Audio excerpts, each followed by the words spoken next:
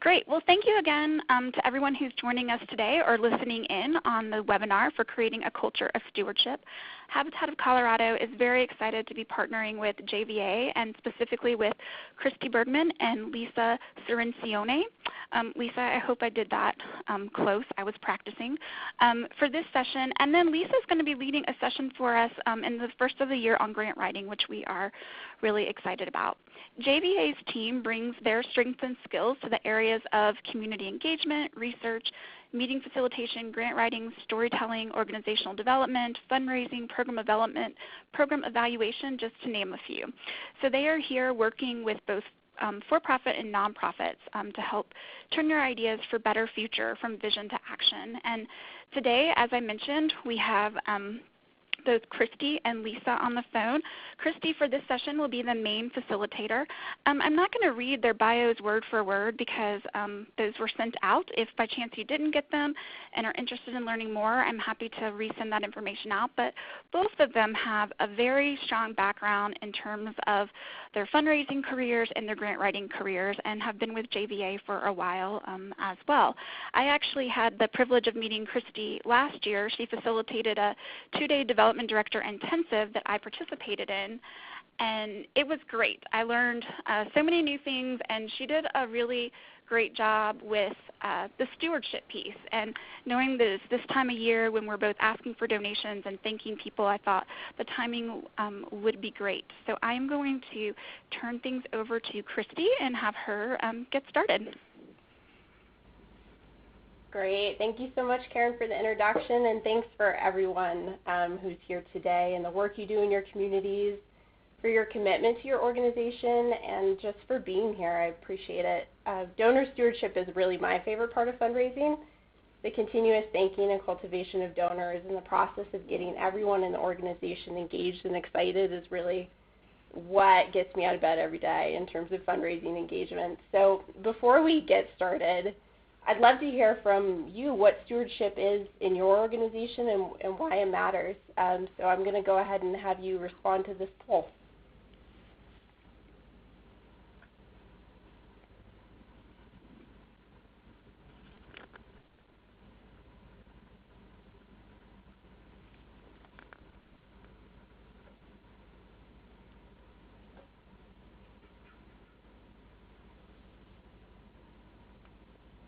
And there are no wrong answers.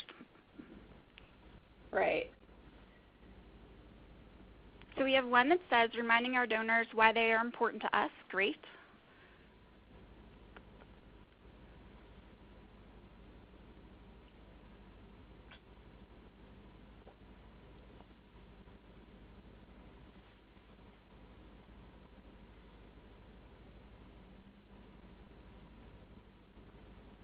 The care and keeping of donors. Also, we have another comment, relationship building and letting them know our story. That's great. Care and feeding of all donors with the hope of engaging or continuing to. Consistent communication, one-on-one, not frequently enough. Yep.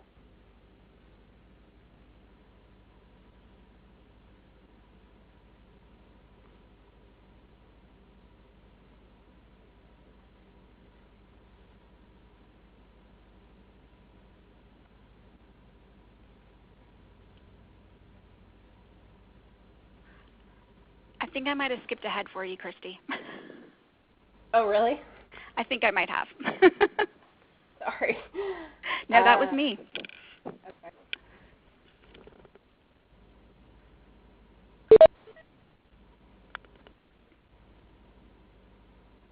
We have another one, engaging donors in our organization through storytelling. You can't say thank you enough. Be sure to thank timely and often.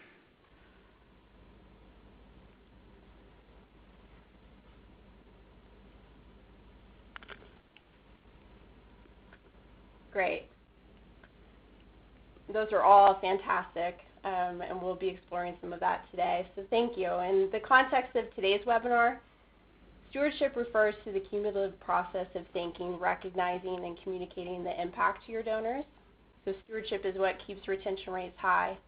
It makes ongoing cultivation and donor upgrades possible. In the simplest of terms, it's far easier to keep an existing friend than to make a new one. Any other insights there, Karen?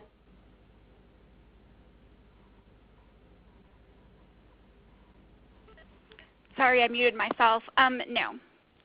Okay, great. So donor stewardship is rooted in the organization's culture. In consideration, what does it mean to have a culture conducive for fundraising? How do you build an environment in which the seeds for fundraising are planted, cultivated, and then harvested? So here are the top five things in a strong organizational culture for fundraising. Everyone can articulate the case for giving. This means that everyone can make a genuine personal case about why they are involved. Number two, people throughout the organization can act as ambassadors and build relationships. This means that everyone from the frontline staff to the board members and volunteers are committed to donors, understand the value of donors, and perhaps even how the money from donors makes their programming and jobs possible. And everyone has roles and resources to keep and identify potential donors and engage with current and prospective donors. There are strong systems, clear expectations, and robust supports. There is a clear strategic direction for the organization that fundraising supports, meaning that a clearly defined strategy comes first, and then fundraising supports it. Number five, everyone is able to use their strengths to participate in fundraising. This means that you are helping to identify what those strengths are of your fellow team members, and that anyone else who is involved is provided opportunities for participating in fundraising from the place of their personal interests and strengths. So when you think about that, what most resonates with you, and what do you want to start working toward today?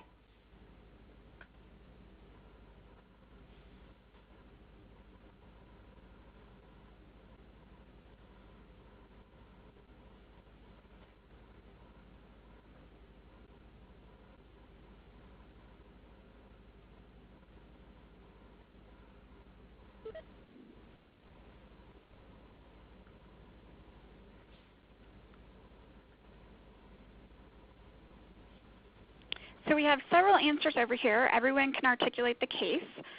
At least 4 people responded to that resonating with them. The whole organization acting as an ambassador. We had at least 1 person respond favorably to that. Strong systems, clear expectations, at least 2 people, and then clear strategic direction, at least 2 people, and everyone uses their strengths, at least 2 people. Great. And really going back to that, so number one, everyone can articulate the case for giving. It's so much easier in terms of kind of communicating why you're involved if it's not an elevator pitch, if it's emphasizing kind of who you are as a person, why you're involved in the organization. And it's so much more attractive to donors to hear that personal and impassioned case, right? Number two, that acting as ambassadors, it's really important that everyone kind of is given that sense of responsibility, right? Number three, those systems and clear expectations. So making sure that when you're recruiting staff or you're recruiting board members, you're articulating kind of the importance of that in their position descriptions and those formalized agreements so that there are policies, infrastructure, and training opportunities available to support that success.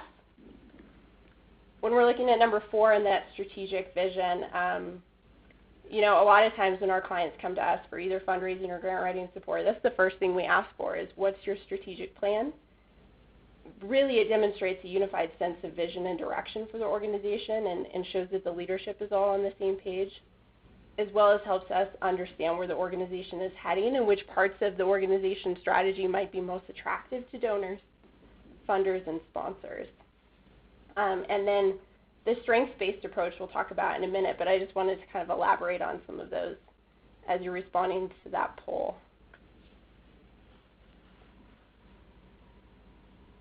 Karen, any other insights?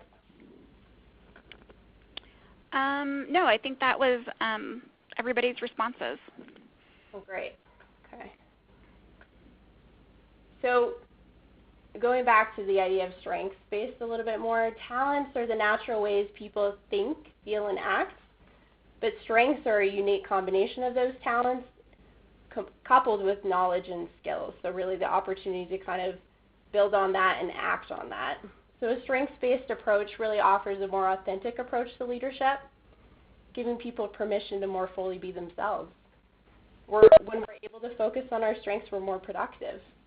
And it shows that people who are able to are 6 times more likely to be engaged in their jobs and 3 times as likely to have or report an excellent quality of life.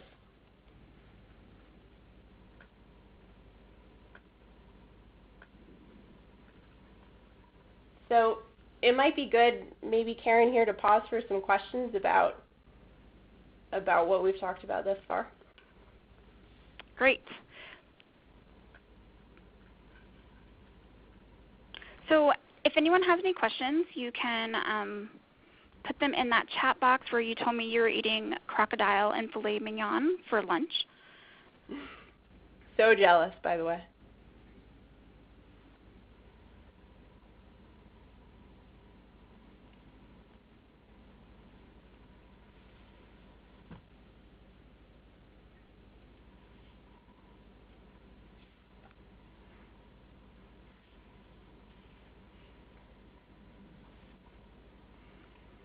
It doesn't look like I see any questions right now, Christy, so we can ask again a little bit later or towards the end of the presentation.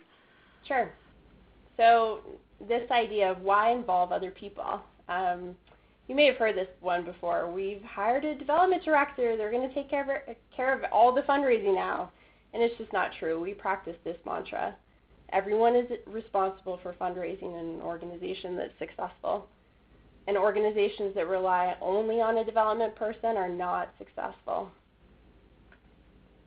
So think about these top 5 reasons backed by data to involve other people. Number 1, it matters who asks for donations. Number 2, it matters who shares information. Number 3, it matters who says thank you and when. Number 4, it matters where the money goes and how the use of the money is communicated. And number 5, it matters to have numerous non-ask connections to and communications from the organization.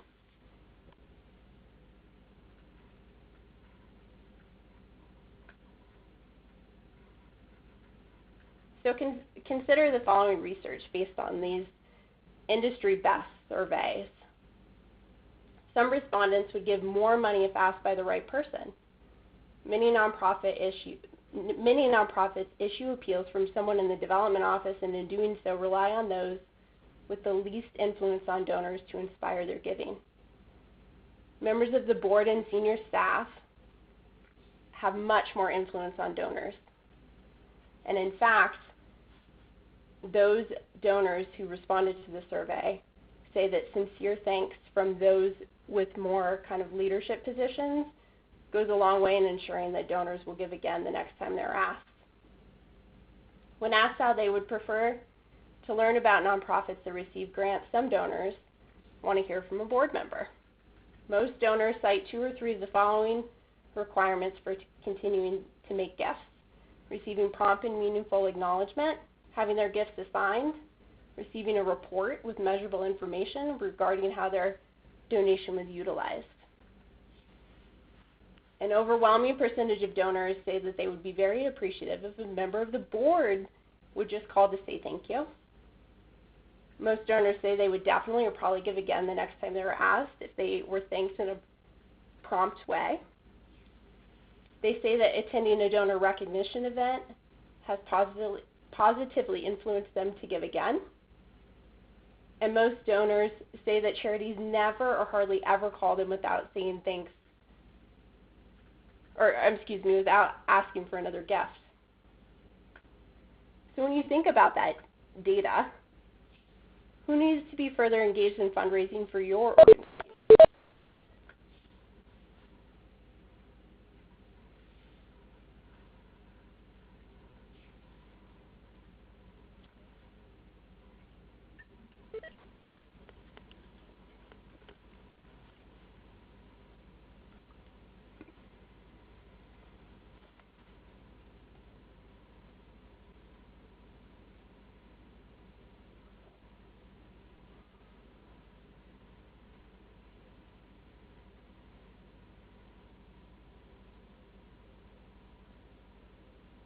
So it looks like, Christy, the overwhelming response is board members. Good answer, everyone. So that's a great data available on why it matters, but I want you to also keep in mind that I'm equipping you with tools and data to make the case. But if you're feeling like you're getting a lot of resistance of this concept of engaging your board, remember that the fiscal health of the organization ultimately resides with the board of directors. That's their role. They're responsible for the bottom line. So the board should be involved along with the executive director and the development director with any budgeting or fund development planning. The board should also have a development champion, someone to hold the board, their peers, accountable for fundraising work. And that shouldn't be the role of the executive director or the development director. Instead, those folks on staff should report and support the efforts of the board. And lastly, the executive director really holds that responsibility for ensuring that this strong culture is in place. If you feel like you might need some additional kind of resources or support on that, Karen and I would be happy to chat with you after the webinar too. Karen, any other insights there? No, it was just mainly the board. Several people commented that they helped us in thank yous, but that's about the extent of it. And we do have someone who commented, our board is becoming more engaged recently, and I think it's been a big help.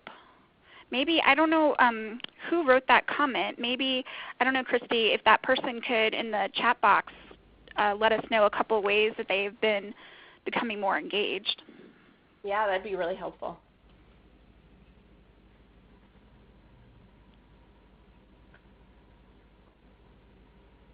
Let's come back to that then. Okay. Yeah, so how to say thanks. Let's talk about some specific ways in which to say thank you to your donors on an ongoing basis. It's good business sense to create this structure and process and policies around saying thank you. And this is really, again, kind of back to that idea of what stewardship really means. It's about saying thanks and making the donors feel appreciated on an ongoing basis. So your donors deserve your thanks, deserve to be recognized in ways that are meaningful to them, and deserve to know that their donations are impacting the bottom line for your organization and the programming that you do in the community. So, top 5 ways to thank your donors and steward your donors now. Number 1, having board members, volunteers, or staff call to say thank you. But going back to that earlier data, kind of board members or volunteers, somebody who's not paid, call to say thank you within 48 hours of receiving a gift, as well as sending a personalized thank you note. People love hearing from a non-paid person as well as the executive director or development director, or really whomever their personal contact is. It's a great way to create some routine roles for the board, and it's also just fun for everyone involved. Donors love it, board loves it. Number 2, using the thank you call to learn more about the donor's interests. Number 3, using that opportunity to contact your donor multiple ways and different times throughout the year. So just making sure that not every time you're reaching out it's about asking. So figuring out how to kind of tailor specific communications that are not asks. Number 4, honoring your donor's desired preference for contacts and making sure that they've asked you not to send them an email, you're not. Number 5, encouraging involvement outside of giving. People love to give advice, so that's a great way to kind of get people involved beyond their monetary contribution. So Karen, I know that you implemented some of this in your work, so it would be great to hear kind of what you took away from DDI and how that's playing out. Great. Well, I did. I think I will have to admit I don't know if we were doing the best job with stewarding our donors. And so, once a year I was having board members do thank you notes, usually around November, Thanksgiving time, gearing up for Colorado Gives Day. But after the Director Development Intensive, every board meeting we now have, our board members write thank you notes, at least 5 or 6 of them. And depending on what time of year it is, there's different messages for them. So this way we can reach more donors, and I'm not having to write all the personal thank yous. We've definitely engaged more board members in making phone calls And for most of them, and y'all probably see this too, they're leaving messages, but they're leaving messages on behalf of the board of directors, which is helpful.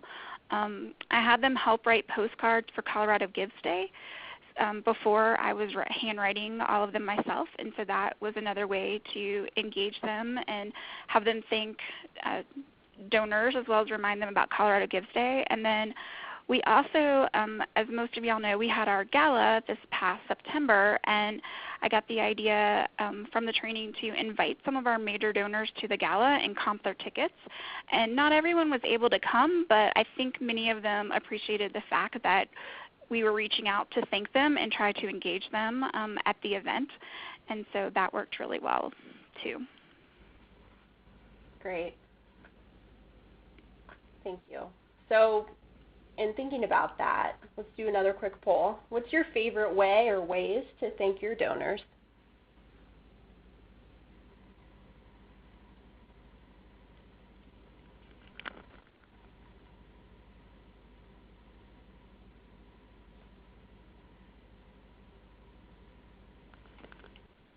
And I will share that your answers are going to be incredibly helpful to your peers.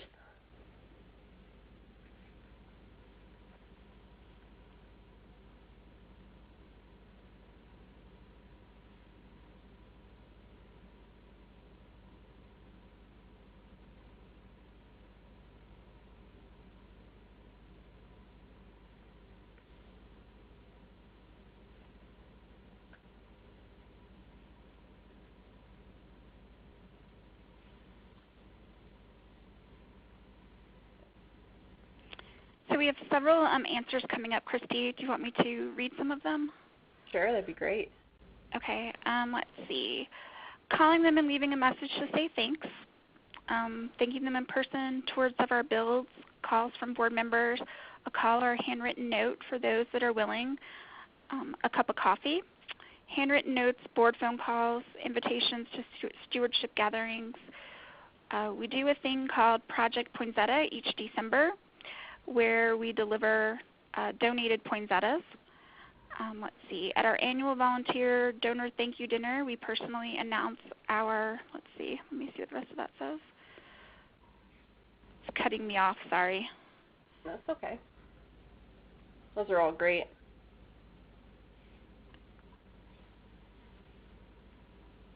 It looks like announce our business partners.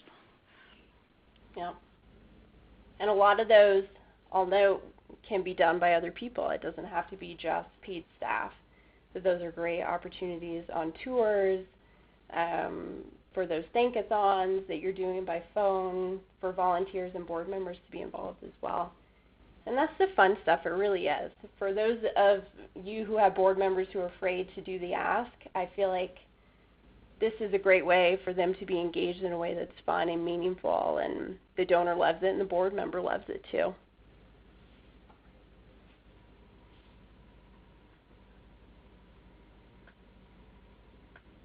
So moving forward, let's spend the next couple of minutes and document in whatever form works well for you. This is kind of just a grid outline that you can use if this works for you, to build out in the next 3 months kind of the actions that you're going to take upon leaving this webinar. So name the top one, two, or three things that you'll take back to your team to build that culture of fundraising in the next 3 months or so.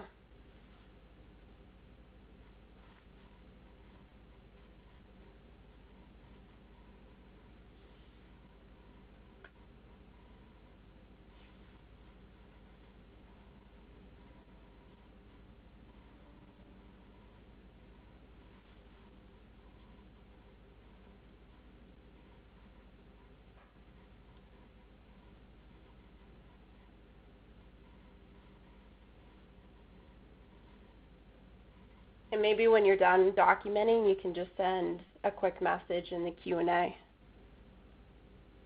Say done.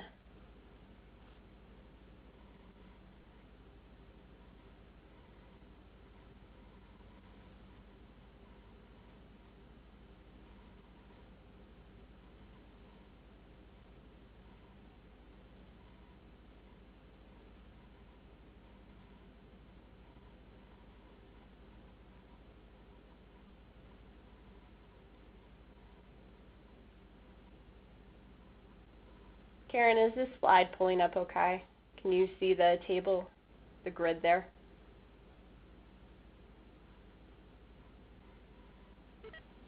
Sorry, I muted myself again. I can see it. I know we've had a little bit of technical difficulties, and I know at least one participant cannot see it, but I will make sure I get the slides out to everyone. I think Christy will be okay with that afterwards. Perfect. Yeah, and just so everyone knows, basically the layout is action, who I need to work with, and deadline. So action might be talking with my executive director to build this culture, who I need to work with, the executive director, deadline, January 9th, as an example.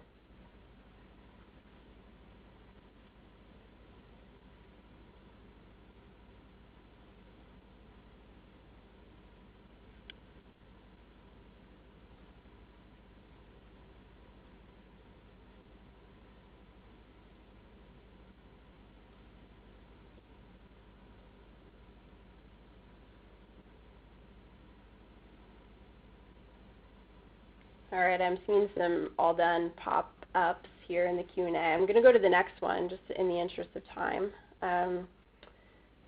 So again, same concept. 3 conversations I plan to have with board members, staff, and volunteers when I return to the office.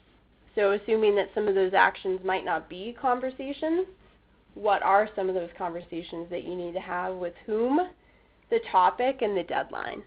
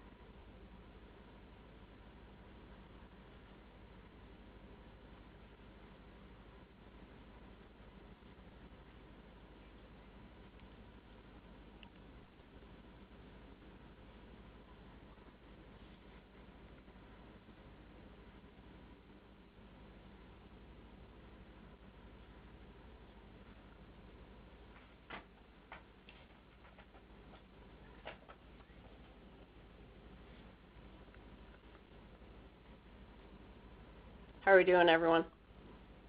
I haven't seen any all dones on this one yet.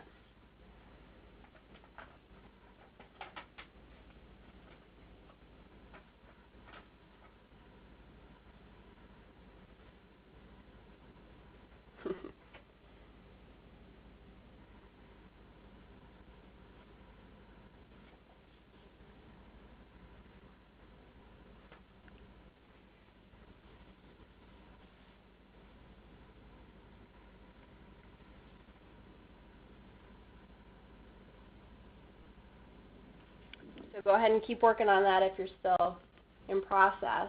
So lastly, 3 strategies or tactics that you plan to implement within the next 3 months. So aside from conversations, aside from specific actions, anything that you plan to kind of work on.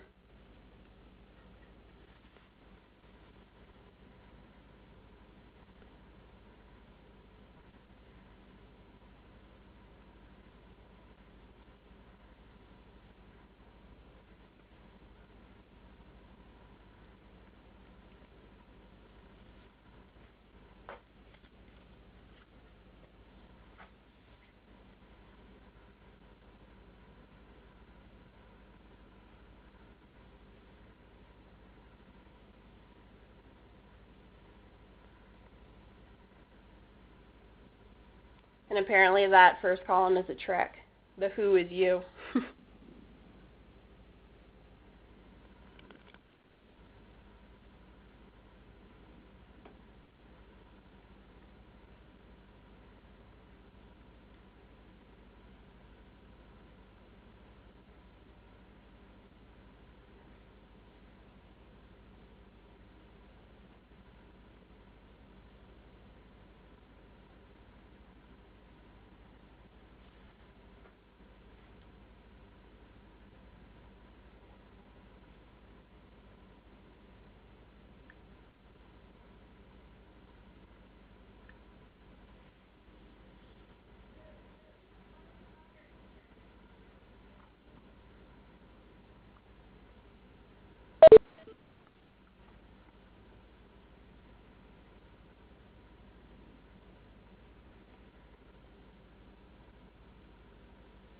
How are we doing, everyone?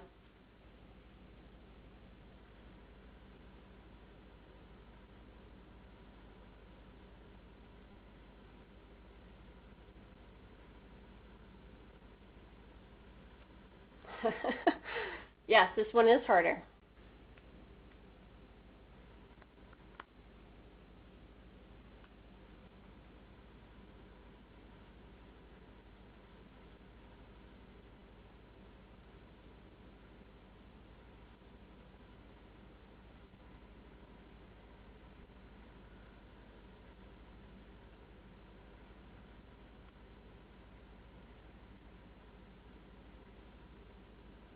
So one thing that I've tried, just for those of you who might be looking to fill in one of those lines, something I've tried is to do a daily gratitude email and to choose a specific client or even somebody in my personal life that I'd like to say thank you to, or just acknowledge the hard work they're doing, acknowledge the important work they're doing in the community, thank them for that.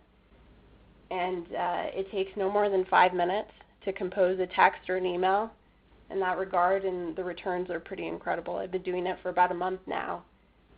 And in all but like one instance, I've heard back from those folks within 12, 24 hours.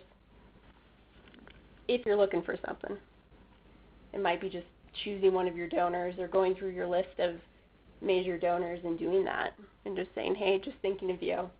Wanted to let you know I'm really thankful to know you and to have you as a part of our organization. Happy holidays.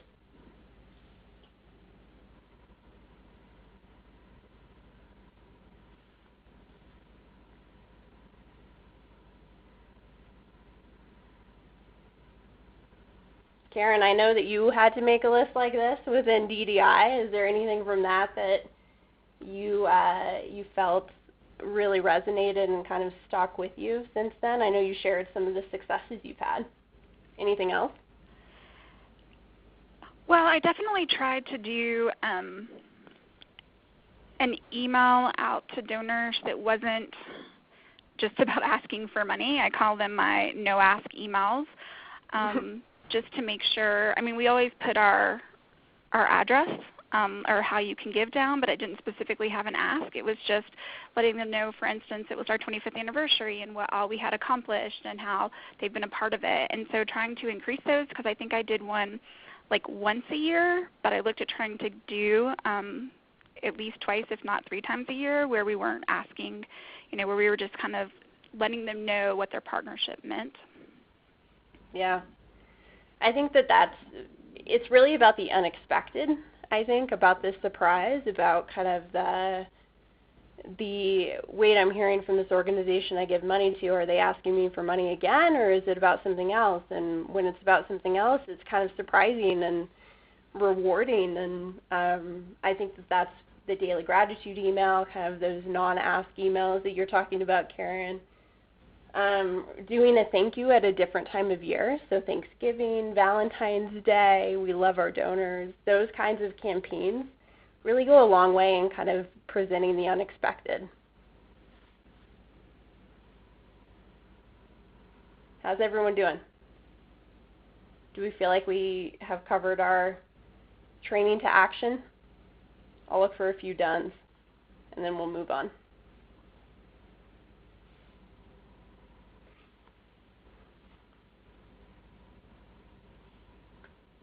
Okay, so just to kind of summarize all of the great information that we collected, so the Burke Donor Survey is pretty amazing.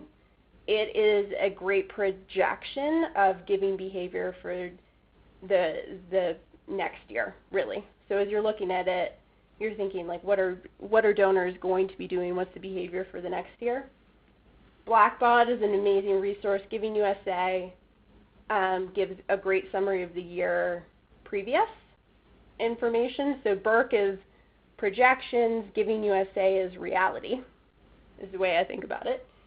GuideStar, really good information. Gallup, StrengthsFinder is what we use at JVA to kind of talk about strengths-based leadership.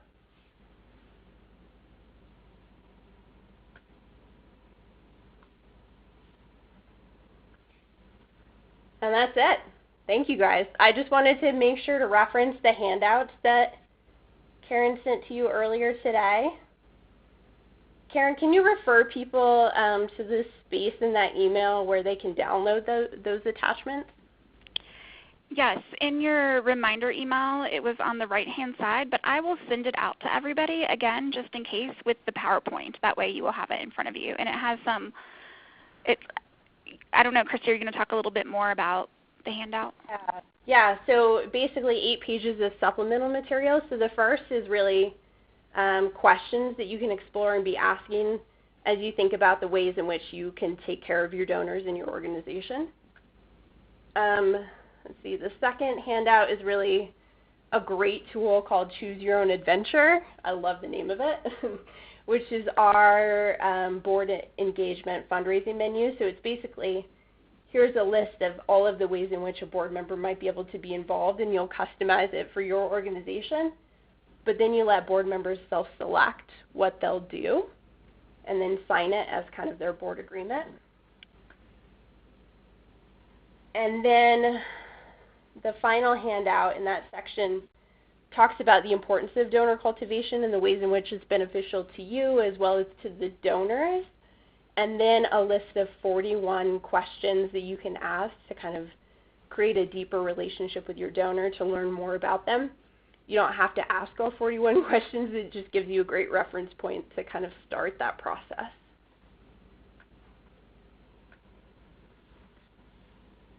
Was anyone able to access that? And or I know that you said, Karen, you're going to send that out with the PowerPoint, so just want to make sure.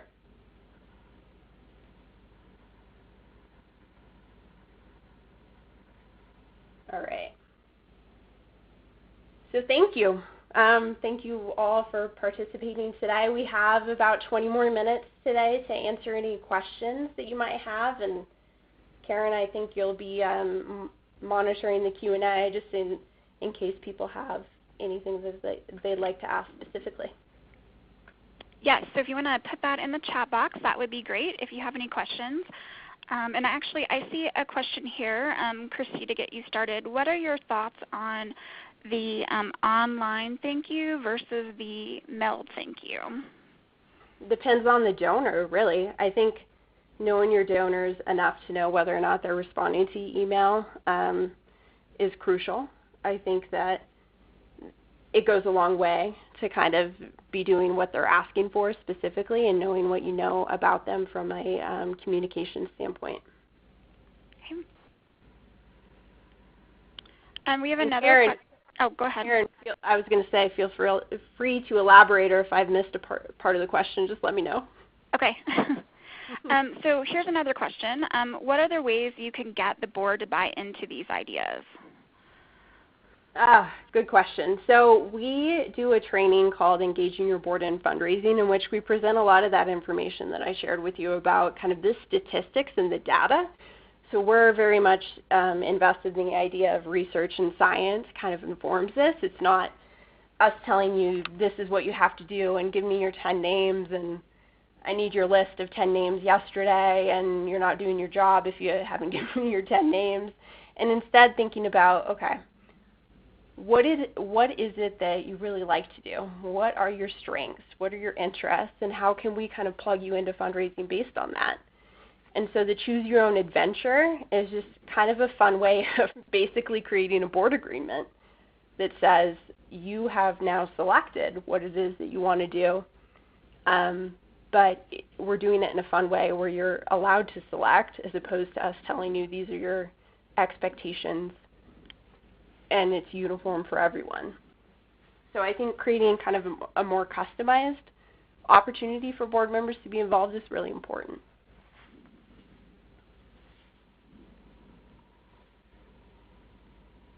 And John from St. Vrain had a question if anyone uses a Habitat 101 on site. He says they use it to engage their construction team in fundraising. Maybe, John, if you're okay, I'm going to put you on the spot. I'm going to unmute you, and so maybe you could talk a little bit more about that, if that's okay, Christy. Yeah, of course. John, are you on a line? I see the headphones, so maybe you're not able to.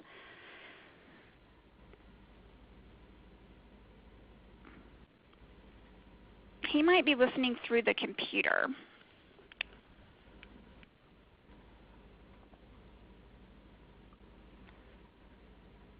So I will ask for him. Does anyone else use their construction site as a way to kind of engage folks in fundraising? And he says his mic isn't working, so.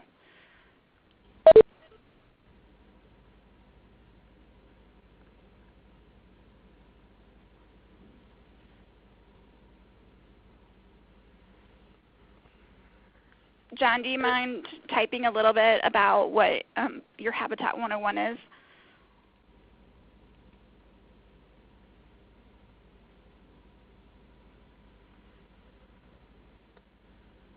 My guess is that it's just kind of a quick hit, like here's what Habitat does, here's the impact of our work, here are our numbers. However, I'll wait for John.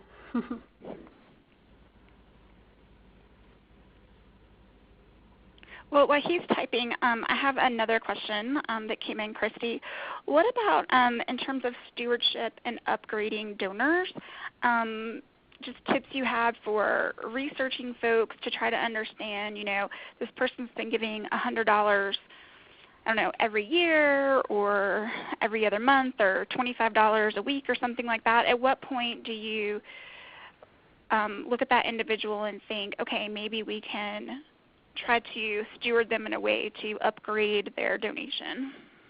Yeah, I think it's pretty donor specific. So I feel like if you have the capacity to have a conversation with that donor and meet with them one-on-one, to ask some of those 41 questions, if you will, in person, although not all 41, or that would not be a fun conversation for the donor. But asking just a couple of those that kind of really prime the conversation for upgrade. But I think it's worthy of an in-person conversation, if nothing else, in a phone call with some of those key questions selected. Does that help, Karen? Yes, thanks.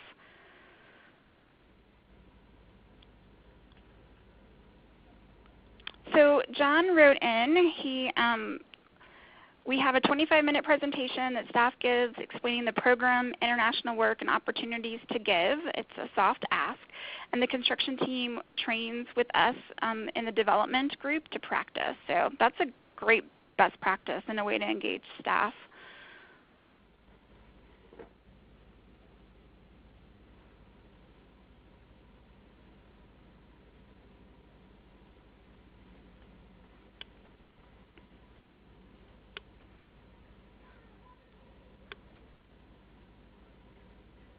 Yeah, that's fantastic. I think that's a prime example of how to engage frontlines workers as well as people who you wouldn't typically think of as being part of the fundraising team, if you will, in the practice of cultivating donors. Time and time again, and this is something that comes up a lot when we're doing feasibility studies for capital campaigns or thinking about kind of the development structure for our clients overall. The program staff really want to be involved. The construction team probably loves it, and the donors love it too because they're hearing a voice that's not necessarily practiced or censored or, they're hearing from people who really do have a personal perspective on why they're involved. And it doesn't mean that you don't want to give some practice or training or skill building for people who are interacting with your donors, but I think that hearing from a variety of voices is really fun for donors.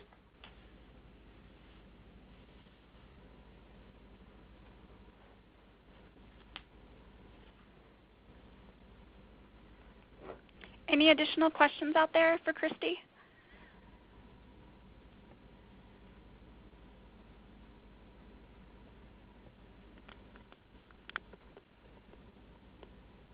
Or examples of best practices you've used, that would be great too.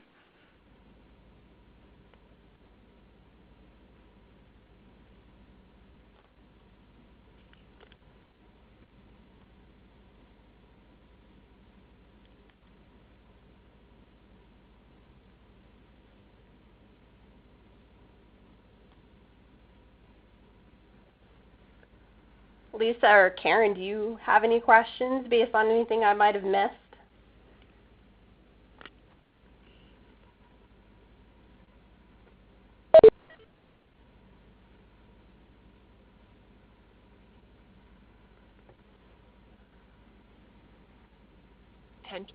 What would that be?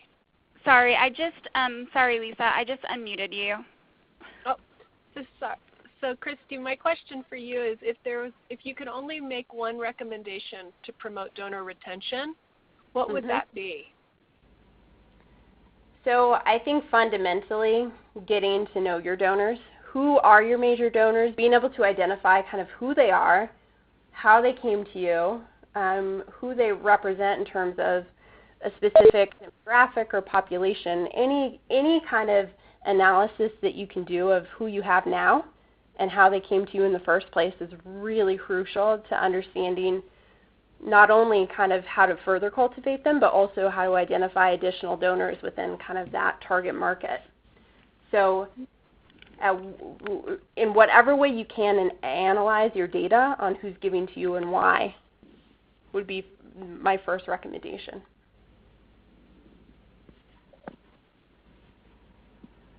Thank you. And then we did have another question, Christy. At what levels of giving do you apply which level of engagement? It's a good question. Oh, great. Especially when we're all so busy.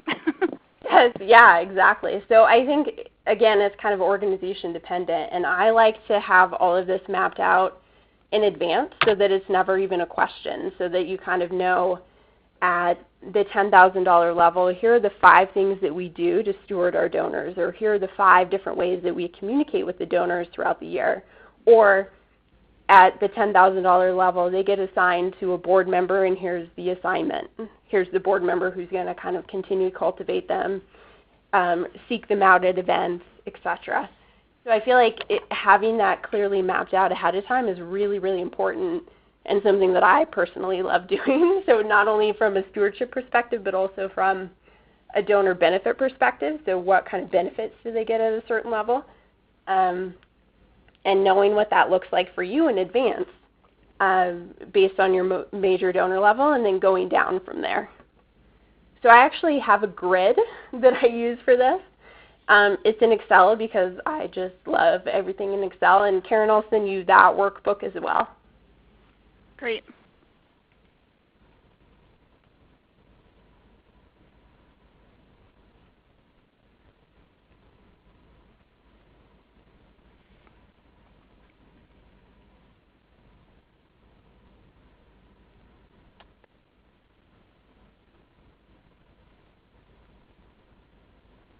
Yeah, I really love the Habitat 101 concept too, just responding to the chats that are happening here. Really the idea, that is kind of the epitome of involving other people and building a culture of fundraising. I think it's wonderful.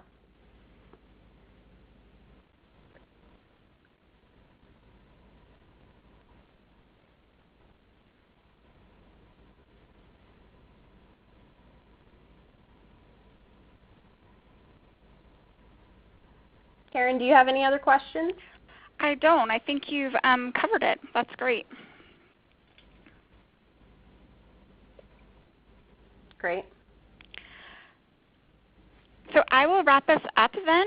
Again, thank you to Christy for her time. We really appreciate it, and we look forward to partnering with Lisa in the beginning of the year. Or towards the beginning of the year, I'll get an email out about that if you're interested in grant writing. I know that comes up a lot, and she will share her expertise with us too. But thanks, everybody. Enjoy the rest of your day. Happy holidays, everyone. Thank you.